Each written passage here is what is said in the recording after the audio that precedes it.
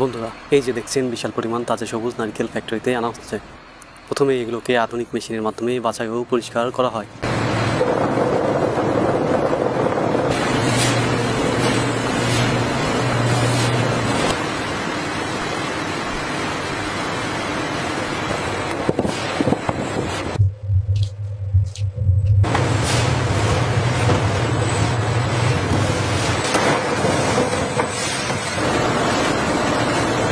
এরপর শুরু হয় ওয়াশিং প্রসেস। পানি দিয়ে ভালোভাবে ধুয়ে সব ময়লা দূর করা হয় যাতে খাদ্য নিরাপদ থাকে।